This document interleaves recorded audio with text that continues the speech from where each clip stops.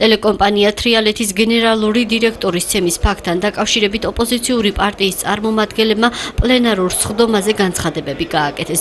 ქრისტიან დემოკრატების ერთ-ერთმა ლიდერმა ლევან ვეფხვაძემ სამართალდამცავების ქმედება ჯონი ნანეტაშვილის მიმართ გააკრიტიკა და ხელისუფლებას 7 ნოემბერი გაახსენა.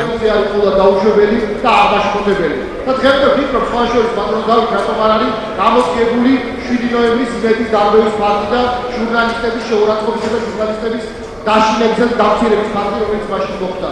ალბათ სწორედ იმიტომ, რომ მაშინ რომ იმე დაჟილიყო, დღეს ამ დავალებას ტელევიზიის გენერალური დირექტორის ცემის დავალებას ნამდვილად არც ერთი პოლიციელი აღარ შეასრულებდა. ჩვენ გადავამოწმეთ გორის პროკურატურაში, აღძრულია საქმე ამ ფაქტზე და იმედი გვაქვს, რომ ეს საქმე ბოლომდე მივა და ეხლა მაინც ეყოფას პოლიტიკური ნება, რომ ყველა ის პოლიციელი, ყველა ის თანამშრომელი, რომელმაც იიღო აი ამ ვანდალურ აქტში მონაწილეობა დაიჭება და ეს გამორიცხავს შემდგომში უკვე მსგავსი ფაქტების არსებობა შემდგომარაში.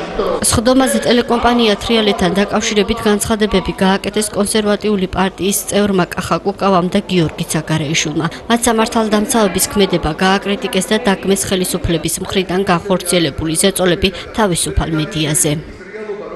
მე მინდა ტელეკომპანია თრიალეთის გენერალურ დირექტორსაც და ყველა თანამშრომელსაც გადაუხადო ძალიან დიდი მადლობა, იმიტომ რომ რასაც თქვენ აკეთებთ ბოლო წლების მანძილზე ეს არის სამოქალაქო გმირობა. ჯერ თბილისშიც საკმაოდ რთულია იყო ხელისუფლების მიმართ დაპირისპირებული და ხელისუფლებისგან დამოუკიდებელი ჟურნალისტი, მაგრამ გორში, სადაც პრაქტიკულად ეხა არც საერთაშორისო ორგანიზაციები არ არის, არც თავისუფალი მედია და თქვენ გიწევთ პრაქტიკულად მარტო დაპირისპირება იქ ტერორისტულ რეჟიმთან.